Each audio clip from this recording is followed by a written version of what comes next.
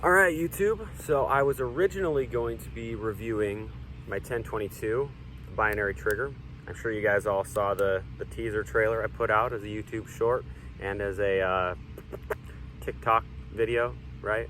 Lots of good engagement on that. I'm glad. It's kind of clickbaity. People seem to fell for it, so awesome. I wasn't able to get any footage because a Category 4 hurricane has actually wreaked havoc. I don't know if you can see. Like trees, there's all this like shit on the ground, no power, no cell service.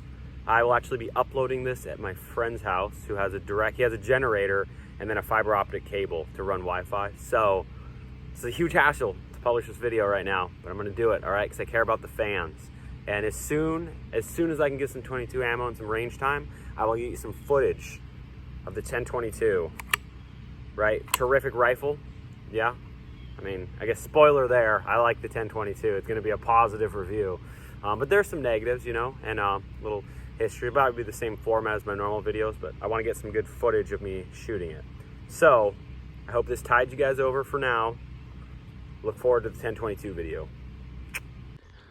All right, YouTube, this is going to be kind of an overview of my personal defense weapon. This is what I keep next to my bedside when I sleep, what I keep in my pickup when I'm out driving around, my just general go-to self-defense rifle setup for general purpose stuff. We're gonna start from the rear. I just have a standard Magpul stock. I really like these. I've had a bunch of them over the years.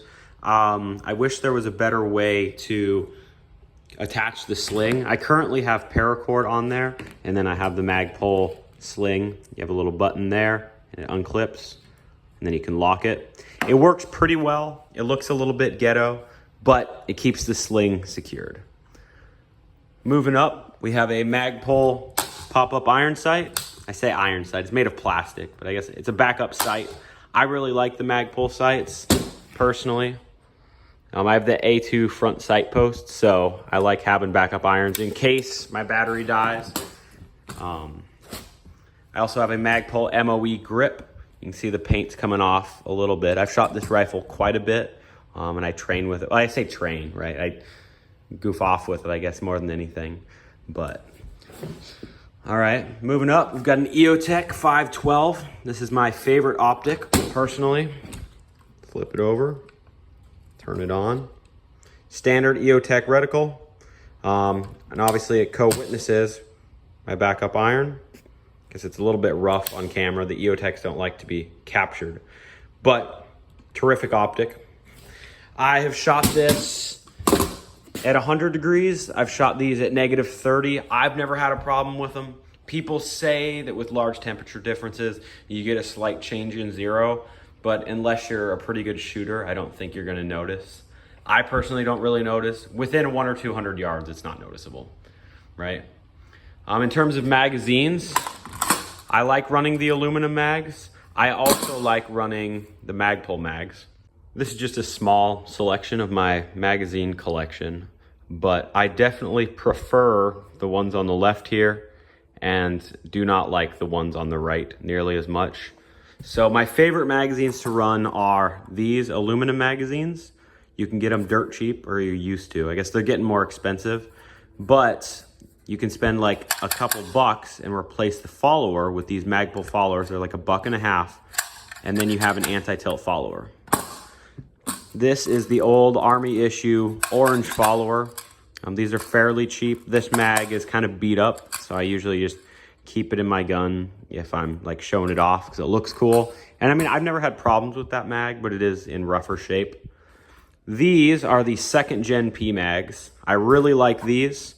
They're thin. They're a lot thinner than the 3rd Gen, right? 3rd Gen has this freaking lip. These ridges are stiffer, and they don't fit good in mag pouches. But these, we got a 2nd Gen P mag. The red ones are the loaded ones, just so I know, so I don't grab one, accidentally. And then I like the windowed 2nd Gen as well.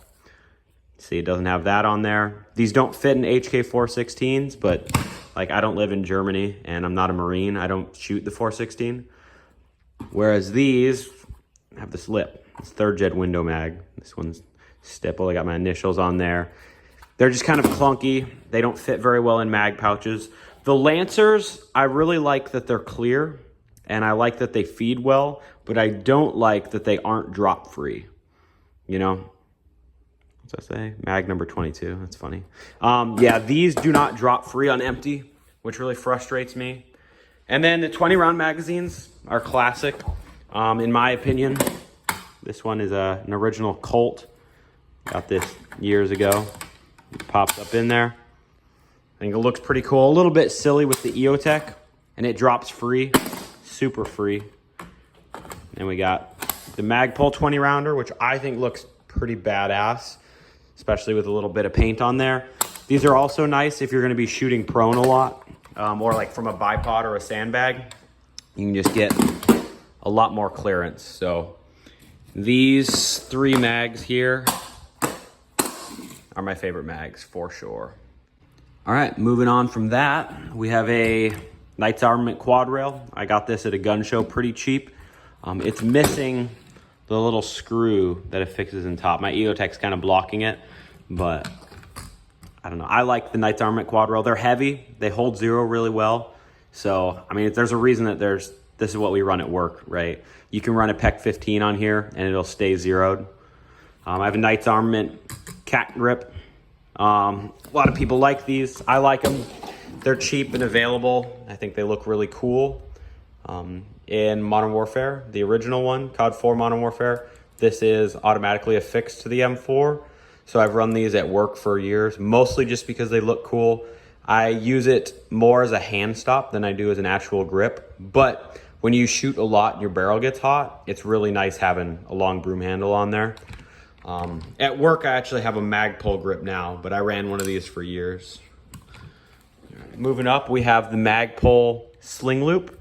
This is an aluminum piece, and it allows me to affix my Magpul sling up to the front. So we can bring this out. And then we have a pressure pad on our flashlight. Very handy. And then 16-inch barrel, direct thread, Yankee Hill suppressor. It's the R45, same one's been in all my videos. The only suppressor I currently own, but it does a decent job of keeping this hearing safe-ish. And then my sling is just a standard Magpul MS2 or whatever. Got the little quick adjuster on there. Standard black color. I really like these quick detach clips. They lock in, they're solid. I don't really like the push button QD because those kind of will come unclicked at the worst of times and they're always spinning around. I prefer this system for sure. So that's kind of a basic rundown of my main AR-15. So I hope you enjoyed that.